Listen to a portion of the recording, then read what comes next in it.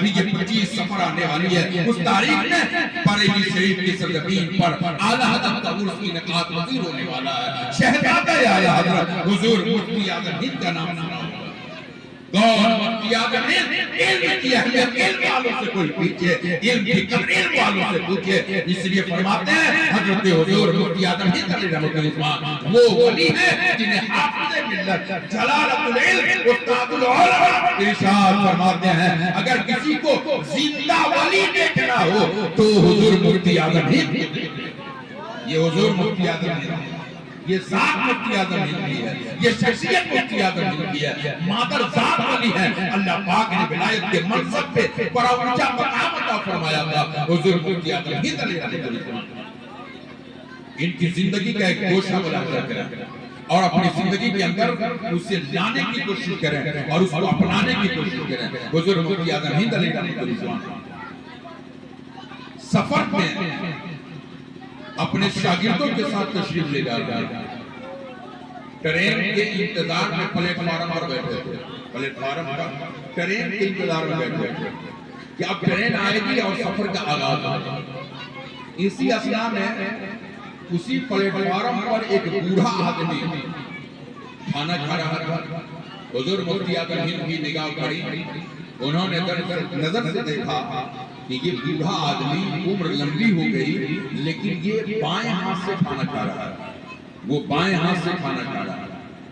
جب حضور مفتی اعظم ہند کی نگاہ پڑی تو حضور مفتی اعظم ہند ارشاد فرماتے ہیں، قرآن کہتا ہے اللہ تعالیٰ نے ولیوں کا منصب کیا رکھا ہے اور ولیوں کا مقام کیا رکھا ہے۔ قرآن کہتا ہے اللہ ولی الذین آمنوا یخرجوہم من الظلمات الی النور، اللہ کا ولی وہ ہوتا ہے جو لوگوں کو نکالتا ہے اندھیرے سے اجالے کی طرف۔ حضور مفتی اعظم ہند کی نگاہ پڑی، کہا کہ یہ بوڑھا ہو چکا، عمر لمبی ہو گئی ہے، بائیں ہاتھ سے کھانا کھا رہا ہے۔ حضور مفتی اعظم ہند اپنے شاگرد سے فرماتے ہیں جا کے اس بوڑھے آدمی کو منع کر دو کہ بائیں ہاتھ سے کھانا نہیں کھانا چاہیے، داہنے ہاتھ سے کھانا چاہیے۔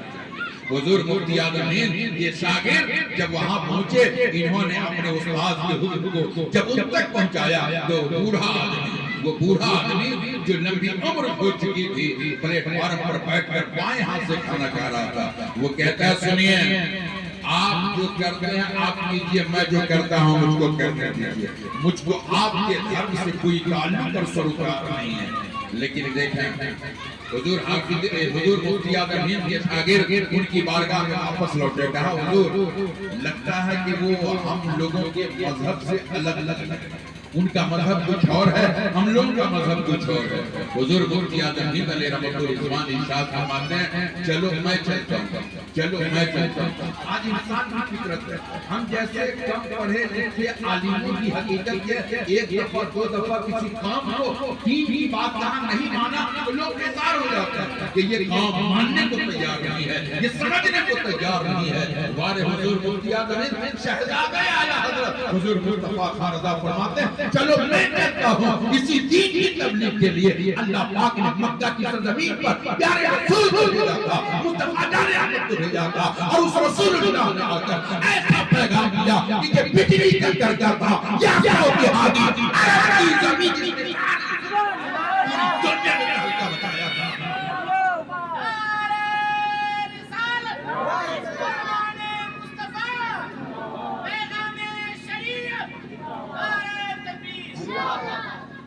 حضور مفتی اعظم ہند فرماتے ہیں چلو میں چلتا ہوں جس دین کی تحفظ کے لیے، جس دین کی تبلیغ کے لیے اللہ پاک نے اپنے پیغمبر کو بھیجا تھا، اس رسول پاک کے پیغام کو لوگوں تک پہنچانے کی کوشش کرتا ہوں۔ حضور مفتی اعظم ہند علیہ رحمۃ اللہ نفس نفیس لے گئے، دلوں میں کوئی کجی اور کمی محسوس نہیں کیا۔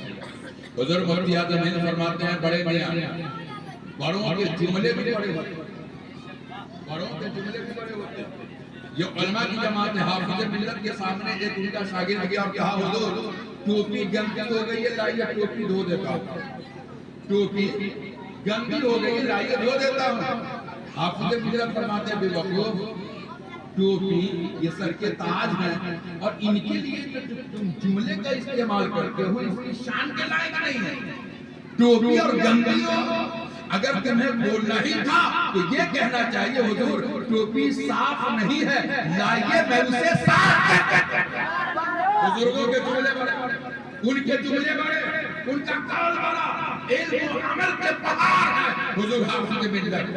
اللہ پاک نے حافظ ملت کو علم کے اندر وہ کمال عطا فرمایا تھا کہ حافظ ملت فرماتے ہیں کہ میں نے حضور صدر الشریعہ سے کتاب بھی پڑھی تھی، ان کا عمل بھی پڑھا۔ حافظ ملت علیہ رحمت الرحمان کے جب آنکھ کا آپریشن ہوا تو ڈاکٹر نے کہا تھا گرم چیز کھانے پینے سے پرہیز کریں گے۔ حافظ ملت کے سامنے گرم چائے لائی گئی، حافظ ملت نے اسی گرم چائے کو پینا شروع کر دیا، گرم چائے پینا شروع کر دیا۔ لوگوں نے کہا حضور ڈاکٹر نے منع کیا ہے گرم چیز کھانے پینے سے۔ حافظ ملت فرماتے ہیں سنا میرے استاد صدر الشریعہ گرم چائے پیتے تھے، اس لیے میں ان سے پڑھا ہوں، کتاب بھی پڑھا ہوں، عمل بھی پڑھا ہوں۔ آنکھ کی روشنی جانی ہوگی چلی جائے گی، لیکن استاد نے گرم چائے پیا ہے اس لیے میں بھی گرم چائے پیا۔ یہ حضور حافظ ملت علیہ رحمت و رضوان ہے۔ حضور حافظ ملت علیہ رحمت و رضوان نے فرمایا اس بچے سے اے بچہ سنو، ٹوپی کے لیے جو تم نے لفظ گندا کا استعمال کیا یہ غیر موضوع ہے، مناسب نہیں ہے، اگر اس کے لیے جملہ استعمال کرنا چاہیے تو یہ کہنا چاہیے حضور ٹوپی صاف نہیں ہے، لائیے میں اسے صاف کر دیتا ہوں۔ ابھی آپ نے کبھی بریلی کا فیضان لوٹا ہے، کبھی کچوچا کا فیضان لوٹا ہے، چلے حضور محدث اعظم کی بارگاہ میں، حضور محدث اعظم ہند کی چوچا شریف، حضور محدث اعظم ہند کی بارگاہ میں ایک شخص کیا کہا حضور یہ ڈاکٹر بہت اچھا ہے، اس سے علاج کرا لیا جاتا، بیماری کی جانچ کرا لی جاتی۔ حضور محدث اعظم ہند کی چوچی فرماتے ہیں اچھا یہ بتلاؤ کیا وہ مومن ہے، کیا وہ کلمہ گو ہے، وہ کیا نبی کا ماننے والا ہے، نبی کی شریعت کا پیروکار ہے؟ لوگوں نے کہا حضور وہ شریعت سے دور ہے بلکہ اس کا مذہب وہ کرسچن ہے۔ حضور محدث اعظم ہند فرماتے ہیں سنو سنو اس ڈاکٹر کے لیے تم نے لفظ اچھا کا استعمال کر دیا، اچھا ہوتا تو نبی کا کلمہ پڑھ کر ایمان، نبی کا کلمہ پڑھ کر ایمان لے آیا ہوتا، اس لیے اچھا کیسے کہہ سکتے ہو؟ اچھا ہوتا تو وہ نبی کا دیوانہ ہوتا، نبی کا چاہنے والا ہوتا، اس لیے اتنا نہ کہہ سکتے ہو کہ وہ ڈاکٹر بہت تجربہ کار ڈاکٹر ہے، وہ ماہر ڈاکٹر ہے، اچھا ڈاکٹر ہے، بہتر ڈاکٹر ہے، یہ کہہ سکتے ہو، لیکن اچھا اس کے لیے کہنا ہے۔ یہ بزرگوں کے زندگی کے طریقے ہیں، دیکھیں پلیٹ فارم ہے۔ حضور مفتی اعظم ہند علیہ رحمت الرحمان اپنے جملے سے فرماتے ہیں بڑے میاں اس میں درد بھی ہے کسک بھی ہے۔ آپ کسی بچے کو اے لونڈا ایک گلاس پانی دے اور کسی کو کیا بیٹا ایک گلاس پانی، جملہ دونوں ہے، ایک میں نفرت کی بو پیدا کرتے ہیں اور دوسرے میں محبت کی کڑیاں پیدا کرتے ہیں، محبت کا چراغ دلوں میں جلاتا ہے۔ کہا بیٹے گلاس پانی لاؤ، وہ آپ کا پیار اس کے دلوں میں سمائے گا، محبت کے جلوے آئیں گے اور وہ آپ کے قریب ہوتا چلا جائے گا۔ حضور مفتی اعظم ہند علیہ رحمت و رضوان فرماتے ہیں بڑے میاں اللہ پاک نے دو ہاتھ دیا ہے، ایک ہاتھ کھانے کے لیے، چہرہ دھونے کے لیے، اور دوسرا ہاتھ نجاست اور ناپاکی کو صاف کرنے کے لیے۔ کہا سنیے آپ جس مذہب پہ چلتے ہیں آپ رہیں، میں جس مذہب پہ ہوں مجھ کو اس پہ رہنے دیں۔ حضور مفتی اعظم ہند فرماتے ہیں کہا سنا میں آپ کو شریعت اور مذہب کی حقیقت کا پتہ نہیں بلکہ صرف ایک عقل میں سمانے والی بات بتلاتا ہوں۔ اس ہاتھ سے کھانا کھاتے ہیں، اللہ پاک نے اس کو کھانے کے لیے بنایا، چہرہ دھلنے کے لیے، اچھے کام کرنے کے لیے، اور اس ہاتھ کو ناپاکی صاف کرنے کے لیے۔ اب آپ یہی مطلب ہے کہ جس چیز سے ناپاکی صاف کی جاتی ہے غلاظت دھویا جاتا ہو، یہ عقل میں کب بات آتی ہے کہ اسی سے کھانا استعمال کیا جائے، اسی سے کھانا کھایا جائے؟ جب حضور مفتی اعظم ہند نے یہ جملہ اس بوڑھے آدمی کے سامنے کہا تو وہ چہرہ اوپر اٹھایا اور حضور مفتی اعظم ہند کا چہرہ دیکھنے لگا اور اللہ کا کرم کہ حضور مفتی اعظم ہند کا چہرہ اتنا تابندہ اتنا چمکدار کہ بعض روایتوں میں علماء نے لکھا کہ بہت سارے لوگ جو حضور مفتی اعظم ہند کو محبت کی نظر سے دیکھ لیتے اللہ اسے ایمان والا بنا دیتا. یہ حضور مفتی اعظم ہند کا چہرہ تھا اور چہرے کی تابانی تھی. وہ بوڑھا آدمی حضور مفتی اعظم ہند کا چہرہ دیکھنے لگا, بار بار کی باندھ کر دیکھ رہا ہے. حضور مفتی اعظم ہند کے چہرے کو ملاحظہ کر رہا ہے. جب چہرہ دیکھتا رہا بعد میں پوچھتا ہے اچھا آپ بتلائیں کہ آپ کا نام کیا ہے. وہ بوڑھا آدمی پوچھتا ہے آپ کا نام کیا ہے؟ تو کہا کہ میرا نام مصطفیٰ خان رضا. اعلیٰ حضرت شہزادے نے کہا میرا نام مصطفیٰ خان رضا. کہا مکان کہاں ہے؟ کہا بریلی شریف میرا مکان ہے. کہا کس مذہب سے آپ کا تعلق ہے؟ کہا میرا مذہب مذہب اسلام ہے. اتنا سنا وہ بوڑھا کرسچن تو کہتا اچھا وہ مدینے والے جو مصطفیٰ ہیں وہ کون؟ جب سنا نا کہ یہ بریلی کے مصطفیٰ ہیں تو کہا کہ مدینے کے جو مصطفیٰ ہیں وہ کون ہیں؟ تو حضور مصطفیٰ خان رضا مفتی اعظم ہند فرماتے ہیں وہ میرے آقا ہیں, میں ان کا غلام ہوں, میں ان کا شہزائی ہوں. اتنا سننے کے بعد جیسے اس کے دلوں میں حضور مفتی اعظم ہند کا پیغام جاتا ہے پکار کے کہتا ہے اے حضرت سنیے, یہ جب بریلی کا مصطفیٰ آیا تھا, جب بریلی کا مصطفیٰ اتنا بہتر ہے تو مدینے کا مصطفیٰ کتنا اچھا ہوگا, غلام کتنا اچھا ہے تو آقا کتنا اچھا ہوگا. جب غلام کو دیکھ کر آقا کی حقیقت سے پتہ چلتا.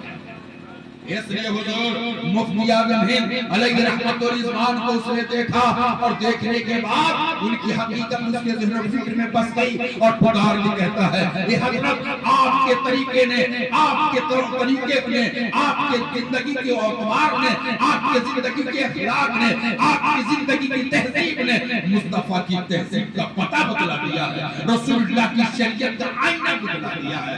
اب یہ دل اپنے مذہب پہ نہیں رہے گا جس مذہب پہ آپ نے زندگی گزارا ہے. مجھے بھی کلمہ پڑھا کر اسی نبی کا دیوانہ بنا دیجئے. پلیٹ فارم پر ہی حضور مفتی اعظم ہند علیہ رحمت و رضوان نے اسے کلمہ پڑھایا اور ایمان کی دولت سے مستفید فرمایا. کہنے کا مطلب یہ ہے کہ مسلمان اس قوم کا نام ہے, مومن اس قوم کا نام ہے کہ یہ سفر میں رہتا ہے, حضر میں رہتا ہے, راستے میں رہتا ہے, رسول اللہ کی شریعت کو پتا دیتا ہے. دیوانے اس کی حقیقتوں سے سمجھتے ہیں جب غلام اتنا اچھا ہے تو آقا کتنا اچھا ہوگا. ایک روایت اور مد نظر رکھیں, آپ نے سنا ہوگا حضور امام اعظم ابو حنیفہ رحمۃ اللہ علیہ کا نام امام اعظم ابو حنیفہ اور مشرون حضرت اعلی حضرت مسلکی اعلی حضرت کے اوپر زندگی بسر کرنے والے ہیں. حضور امام اعظم ابو حنیفہ رحمۃ اللہ علیہ کی زندگی دیکھیں, راستے سے گزر رہے ہیں, کوفہ کی سرزمین ہے, کوفہ کا بازار ہے. حضرت امام اعظم ابو حنیفہ راستے سے گزرتے رہے, چلتے ہوئے جا رہے تھے, بارش ہونے کے سبب سے کیچڑ راستے میں ہوئی اور ان کے چپل سے کیچڑ اڑ کر ایک مجوسی کے دیوار پر پڑ گئی. مجوسی کے دیوار پر پڑ گئی. جب مجوسی کے دیوار پر کیچڑ پڑی حضرت امام اعظم بہت تردد محسوس کرنے لگے, بہت محسوس کیا کہ میری چپل سے کیچڑ اڑ کر اس کی دیوار پر پڑی.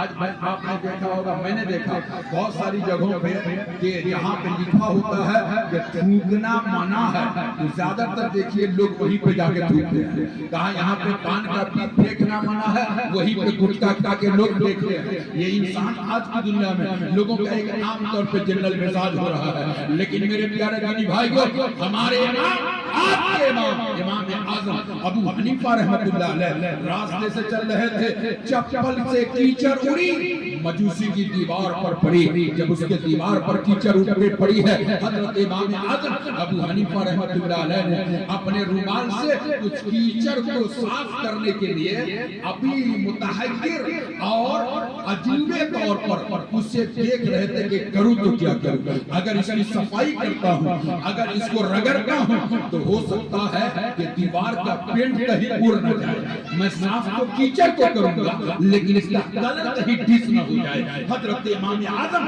ابو حنیفہ رحمۃ اللہ علیہ اسی تردد میں تھے, اسی شش و پنج میں تھے. اتنے میں مکان کا مالک باہر آیا ہے, چہرے پہ نورانی چہرہ دیکھا ہے, سر پہ امامہ دیکھا ہے. کہا آپ کیوں کھڑے ہیں, آپ کے یہاں آنے کا کیا منشا ہے؟ حضرت امام اعظم ابو حنیفہ رحمۃ اللہ علیہ ارشاد فرماتے ہیں, سنو, میں راستے سے جا رہا تھا, میری چپل سے کیچڑ اٹھ کر تیری دیوار پہ پڑ گئی. میں اسی سوچ میں کھڑا ہوں کہ اگر اس دیوار کو صاف کرتا ہوں تو کیچڑ کیا صاف ہوگی, لیکن اگر اس کے رگڑنے سے کہیں ایسا نہ ہو کہ تیرے دیوار پہ خراش آ جائے, اس کے رنگ اور کلر میں فرق آ جائے. یہی سوچ و فکر میں کھڑا ہوں, یہی سوچ رہا ہوں, یہی ٹینشن میرے دل پہ ہے. حضرت امام اعظم ابو حنیفہ رحمۃ اللہ علیہ نے جب اتنا کہا تو وہ مجوسی پکار کے کہتا ہے, تو مجوسی کہتا ہے, حضور آپ کا نام کیا ہے؟